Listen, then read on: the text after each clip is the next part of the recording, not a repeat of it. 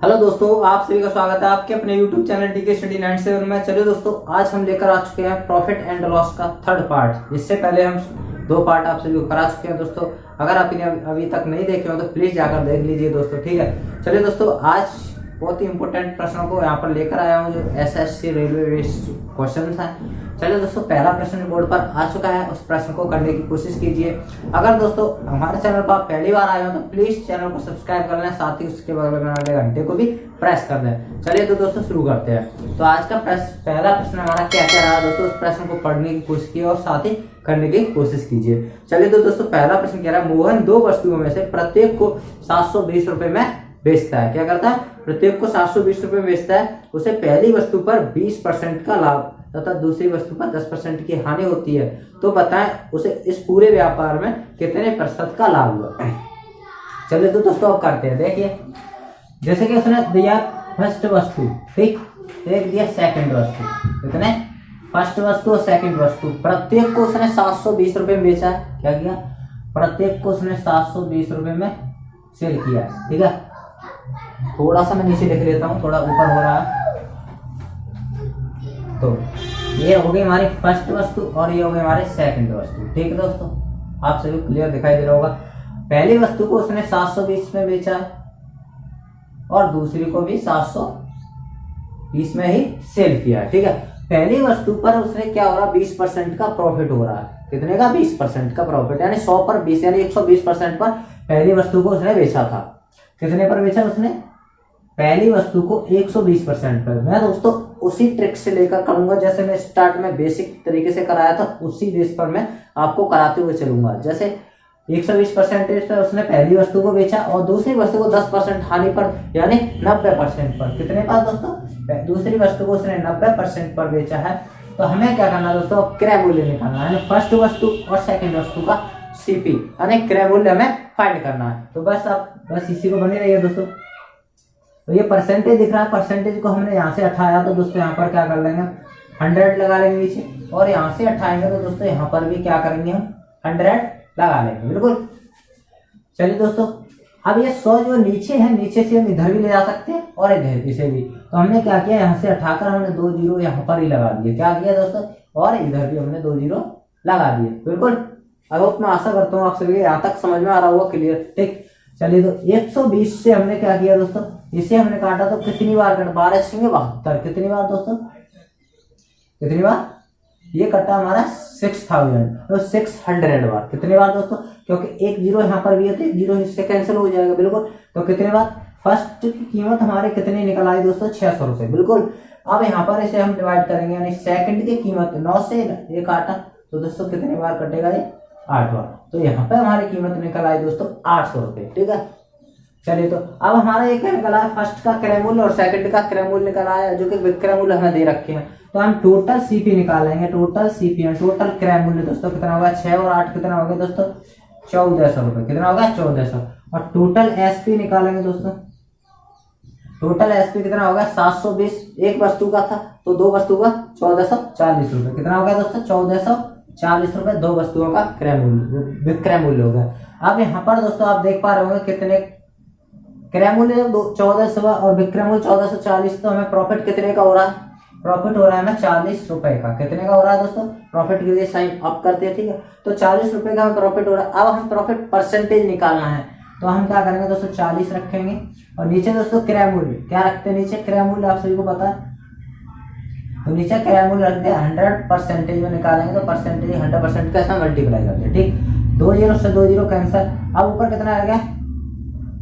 40/14। हमने 2 से और कैंसिल कर दिया इसे, यहाँ नीचे ये हो गया, तो ये 20 बार कैंसिल हुआ। अब आप सभी देख पा रहे होंगे ये हो गया दोस्तों 20/7। अब 7 से हमने इसमें डिवाइड दिया तो 7 दूनी 14, 6/7% जो हमारा आंसर आ गया, ठीक है दोस्तों। कितना हुआ? 2 से 6/7% हमारा लाभ हुआ। क्या दोस्तों? लाभ हुआ। चलिए दोस्तों, अगला प्रश्न है 3 व्यक्तियों ABC के 3 व्यक्ति हैं जो ABC 1:2:3 के अनुपात में एक निवेश करते हैं, ठीक है। किसी व्यापार में 3 व्यक्ति जो पार्टनरशिप करते हैं उसमें कितने कितने का निवेश करते हैं? तो किस किस अनुपात में करते हैं दोस्तों? 1:2:3 अनुपात में जो क्या करते हैं? निवेश करते हैं, ठीक है। इस अनुपात में निवेश करते हैं। ए, बी और या सी, तीनों जो लोग हैं इस अनुपात में निवेश करते हैं। आगे क्या कह रहा है दोस्तों, और कुछ समय बाद उन्हें 3:2 अनुपात के अनुपात में जो है लाभ प्राप्त होता है, यानी कुछ समय बाद। ठीक है, तो 3:2 अनुपात और 1 के अनुपात में उन्हें क्या होता है, लाभ जो है प्राप्त होता है। इस अनुपात में उन्हें लाभ प्राप्त होता है। तब क्या कह रहा है, यदि बी ने 1 वर्ष के लिए निवेश किया है वो, तो सी की समयावधि बतानी, यानी सी ने कितने समय के लिए निवेश किया दोस्तों। तो हमें बस वही निकालना। अगर बी ने 1 वर्ष के लिए निवेश किया, यानी 2 रुपए उसने जमा किए थे, कितने, 2 रुपए जमा किए, वो भी 2 रुपए जमा किए और 2 का उसे प्रॉफिट हो गया। ठीक है, तो इसका एक फॉर्मूला होता है दोस्तों, लाभ बराबर निवेश गुणा में समय। ठीक है, लाभ बराबर निवेश गुणा में समय। हमें निकालना है समय, तो हम क्या करेंगे दोस्तों, इसे हम नीचे ले आएंगे। तो हमारा क्या हो गया यहाँ पर निवेश, तो निवेश हो गया दोस्तों लाभ बटे निवेश। क्या होगा, लाभ बटे निवेश। अब हम यहाँ पर चलते हैं लाभ बटे निवेश। हम मैंने निकाला बी का, कितने, किसका दोस्तों, बी का। लाभ बटे निवेश यानी लाभ कितना है दोस्तों, 2 का। आप सभी यहाँ से भी देख सकते हो, लाभ बटे निवेश यानी समय बराबर होता है। ठीक है, लाभ बटे निवेश यानी 2। ठीक, 2 से 2 काटा तो बराबर आ गया 1, जो कि उसने 1 वर्ष के लिए निवेश किया था। कितने वर्ष के लिए, 1 बराबर 1 की है। और 1 वर्ष में कितने मंथ होते हैं दोस्तों, 12 मंथ होते हैं। कितने होते हैं, तो हमने 12 मंथ, यानी मंथ में हमने 1 में डिवाइड कर दिया, तो 12 का हम मल्टीप्लाई कर देंगे तो 12 मंथ हो गए। ठीक है दोस्तों, अब हमें सी का निकालना है। इसी प्रकार सी का लाभ कितना है दोस्तों, सी का 1 है, लाभ कितना 1, और निवेश कितना है दोस्तों, 3 है। क्या है, सी का निवेश 3 है। तो लाभ बटे निवेश बराबर क्या निकलेगा, समय। ठीक है, तो समय दोस्तों हमने क्या किया था, इतना निकला। इसमें हम 12 का मल्टीप्लाई कर देंगे। क्या कर देंगे, 1 वर्ष में कितने मंथ होते हैं, 12। तो हमने क्या किया, 12 मल्टीप्लाई कर दिया इसमें, यानी वर्ष में कितना है, 1/3 वर्ष जो उसे समय निकला है। कितना, अगर हम मंथ में निकालेंगे तो दोस्तों 4 महीने उसका आंसर आएगा, यानी 4 मंथ जो है 4 महीने के लिए उसने निवेश किया। कितने महीने के लिए, 4 महीने के लिए उसने निवेश किया। चलिए दोस्तों, मैं उम्मीद करता हूँ आप सभी के समझ में आ चुका होगा दोस्तों। चलिए दोस्तों, अगले प्रश्न में चलते हैं। अगला प्रश्न हमारा क्या कह रहा है,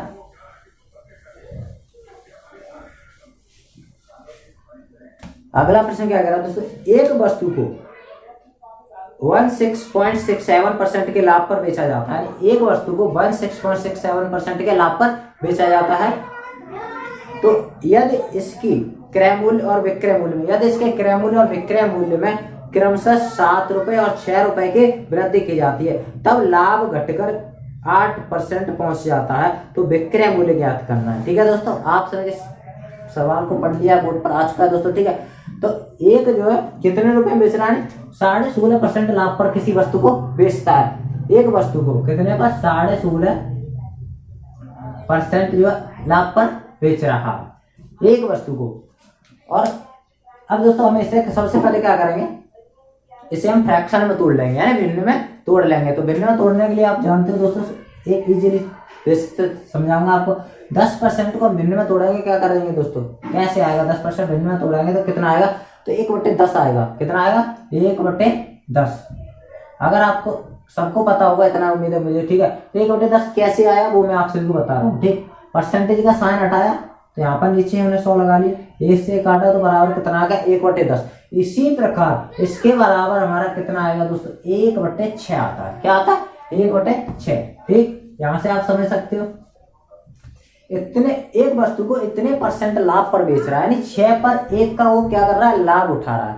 6 रुपए की उसकी वस्तु थी, कितने के, सीपी क्या है उसका 6 रुपए, और वो एसपी यानी बेच कितने में रहा है दोस्तों, बेच रहा है वो 7 रुपए में। 6 रुपए की वस्तु उसने 7 रुपए बेची, यानी 6 पर 1 रुपए का लाभ उठाया उसने। ठीक है, 6 रुपए की वस्तु उसने 7 रुपए बेची। अब क्या कह रहा है, उनके क्रय मूल्य और विक्रय मूल्य में क्रमशः 7 रुपए और 6 रुपए की वृद्धि होती है। यानी क्रय मूल्य दिया है 6 रुपए और 7 रुपए क्या दिया, उसका विक्रय मूल्य दिया है। ठीक है, तो चलिए तो आगे देखते हैं। क्रय मूल्य हमने मान लिया, रेशियो में तो दे रखा है, तो हमने क्या किया, 6x कर लिया। क्या कर लिया दोस्तों, 6x। अब हमारा ऊपर हो गया, ऊपर दोस्तों हमेशा विक्रय मूल्य रखते हैं। ठीक है, तो हम क्या करेंगे, यहाँ पर 7x कर लिया। ठीक है, नीचे हो गया हमारा क्रय मूल्य यानी 6x। बिल्कुल, आई होप, मैं उम्मीद करता हूँ कि आप सभी के समझ में आ रहा होगा यहाँ तक तो। ठीक है, तो हमने क्या किया, विक्रय मूल्य बटे क्रय मूल्य। ठीक है, यानी 6 की वस्तु थी, उसने 7 रुपए में बेची। अब क्या कह रहा है, उनमें क्रय मूल्य और विक्रय मूल्य में क्रमशः कितने कितने रुपए की वृद्धि हो रही है। क्रय मूल्य में तो दोस्तों हो रही है 7 रुपए की, कितने के 7 रुपए की वृद्धि हो रही है, और विक्रय मूल्य में हो रही है 6 रुपए की वृद्धि हो रही है। ठीक है, तो अब आगे क्या कह रहा है, क्रमशः इनके इसमें 7 रुपए और 6 रुपए की वृद्धि हो रही है। तब वो क्या कह रहा है, तो हमें क्या निकालना है दोस्तों, विक्रय मूल्य ज्ञात करना है। ठीक है, विक्रय मूल्य हमें क्या करना है, ज्ञात करना है। तो इतने इतने की वृद्धि हो गई, इतने % लाभ पर बेचा था और इतने इतने की वृद्धि हो गई, तो विक्रय मूल्य हमें क्या करना है दोस्तों, फाइंड करना है। बिल्कुल, यहाँ तक आप सभी के समझ में आ रहा होगा। और सवाल को थोड़ा सा दोबारा से रिपीट करते हैं दोस्तों।